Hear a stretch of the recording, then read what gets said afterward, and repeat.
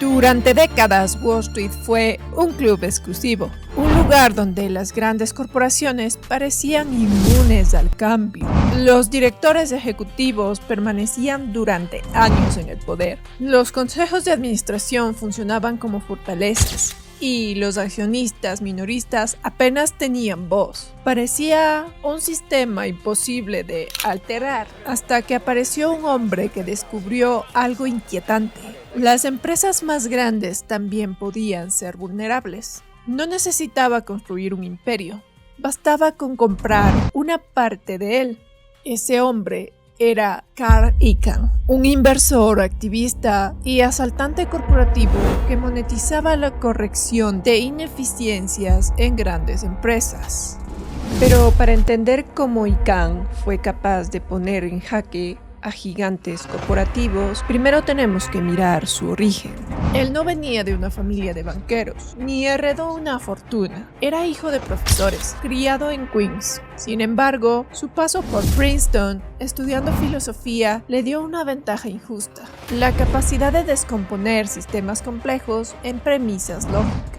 Mientras sus contemporáneos en los años 70 y 80 se perdían en la burocracia, Icahn veía lo que otros ignoraban: empresas cuyos activos, fábricas, marcas, inmuebles valían muchísimo más que el precio de sus acciones en bolsa. Los directivos de esa época eran los clásicos viejos chicos, que se sentían cómodos en sus sillones de cuero, ignorando la eficiencia. Pero Icahn no los odiaba, los veía simplemente como ineficiencias matemáticas. Y en las matemáticas, cuando una cuenta no suma, se corrige. Ahí es donde nació el término que dominaría los titulares: Corporate Raider, o asaltante corporativo.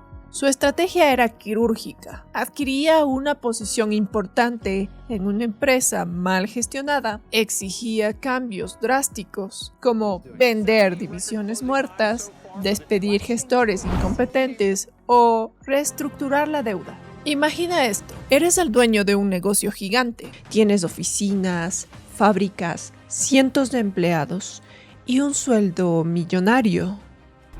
Te sientes seguro, intocable, pero un día un extraño empieza a comprar acciones de tu empresa, pero no quiere trabajar contigo, no quiere ser tu socio, quiere quitarte el control. Icahn podía hacerlo porque compraba suficientes acciones para ganar derecho de voto y forzar cambios que dispararan el precio de la empresa. Su poder residía en la presión sobre otros accionistas descontentos, quienes lo apoyaban para destituir a directivos ineficientes y capturar ganancias rápidas. Y durante décadas, Icahn ha hecho temblar a los CEOs más poderosos de Wall Street.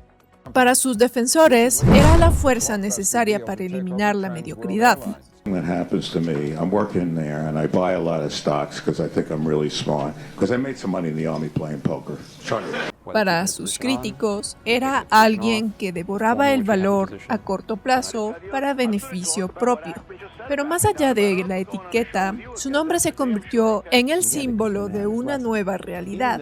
Los días donde las grandes empresas podían ser ineficientes sin consecuencias habían terminado. Incluso Donald Trump, en su libro The Art of the Comeback, reconoció que la mayor fortaleza de Icahn no era su dinero, sino su capacidad para encontrar el punto exacto donde la otra parte tenía más que perder si la negociación se bloqueaba. Cuando Carl Icahn aparecía en el registro de accionistas, la empresa dejaba de pertenecer únicamente a quienes la dirigían. Ahora debían responder a alguien que estaba dispuesto a desafiar cada decisión. Mientras su contemporáneo Warren Buffett evolucionó de especulador a dueño de empresas, Icahn se perfeccionó como el cirujano que nunca se casa con el paciente.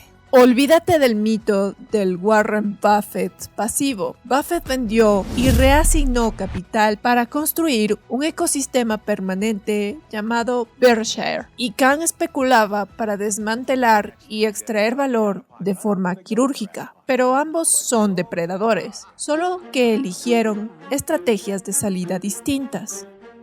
Porque la inversión pasiva es para mantener la riqueza. El riesgo es para crearla. No hay regla de oro. En Wall Street no importa el estilo, solo importan los resultados.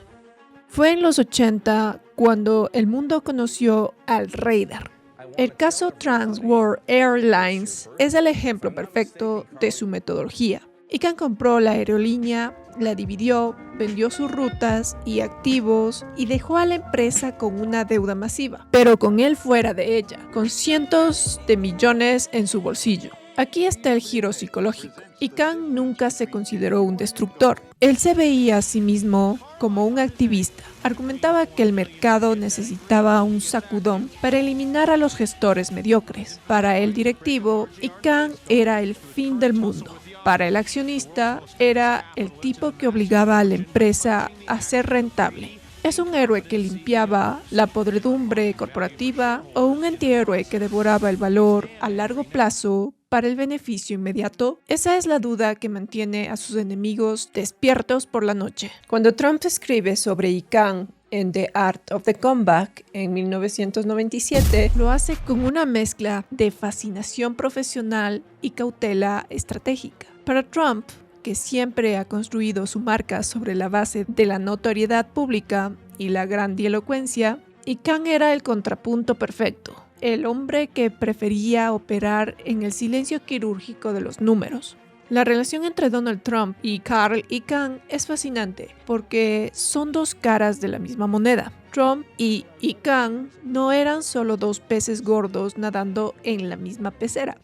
Eran dos depredadores que medían la fuerza del otro en cada interacción. El respeto de Trump no nacía de la camaradería, sino del reconocimiento de una amenaza común. Ambos entendían que la mayoría de los ejecutivos de Wall Street son en esencia funcionarios con corbata que buscan preservar el status quo. Tanto Trump como Kahn despreciaban esa pasividad. Sin embargo, su ruptura y el momento en que sus intereses chocaron es la verdadera lección de ajedrez corporativo. Hubo momentos donde sus caminos se cruzaron en acuerdos de casinos y reestructuraciones de deuda donde la tensión era casi tangible. En esos escenarios, Kahn no jugaba a ser el socio amable. Si Kahn huele sangre, deuda y bancarrota, el aliado o el nombre de la fachada no tienen importancia. Aplicaba lo que él llamaba su psicología de confrontación. Encontraba el punto exacto donde la otra parte tenía más que perder si la negociación se bloqueaba. En 2010, Kahn compró la totalidad de la deuda hipotecaria de 3 casinos de Trump, que estaban en bancarrota, con un gran descuento. Pero su objetivo no era salvar a Trump, sino convertir esa deuda en propiedad. Así desplazó a Trump y tomó el control total para vender o reestructurar los casinos y obtener un beneficio. Lo que aprendió Trump de Kahn y lo que lo llevó a retratarlo con esa mezcla de admiración y miedo es que Kahn nunca se enamoraba de sus negocios. Mientras otros empresarios se encariñaban con sus edificios, sus marcas o sus legados, para Kahn todo era mercancía. Si la sangre en los números indicaba que vender, destruir o apuñalar financieramente a su aliado era el movimiento más rentable, él lo hacía sin pestañear. Pero, ¿qué tiene un hombre como Kahn en la cabeza? Es una mezcla de intelecto puro y desapego emocional. Él no invierte en sueños, invierte en estructuras. Para él, el mercado es el organismo vivo que enferma por la complacencia. Él es la medicina amarga, el síntoma que obliga al cuerpo a reaccionar. Su estilo es de una paciencia letal. Puede esperar meses, incluso años, acumulando posiciones callado, observando cómo el mercado ignora lo que él ya ve.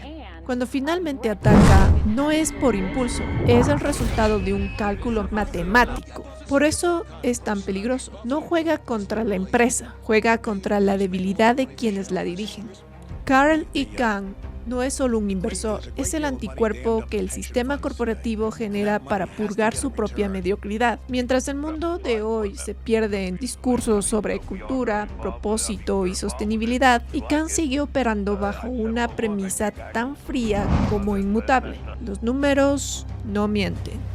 Él es el recordatorio constante de que en la cima de la pirámide el estancamiento es una sentencia de muerte. Icahn nos obliga a mirar más allá de la etiqueta del villano para hacernos una pregunta incómoda. ¿Es él quien corrompe al sistema o es el síntoma del capitalismo que sin depredadores como él habría muerto hace tiempo por su propia complacencia? La próxima vez que veas una empresa que parece intocable, un gigante que se mueve lento y cree que el poder es eterno, presta atención. Si el nombre de Icahn aparece en el registro de accionistas, no es una inversión, es una ejecución, porque el mundo corporativo no es una democracia, es un campo de caza. Y el juego del dinero nunca se detiene.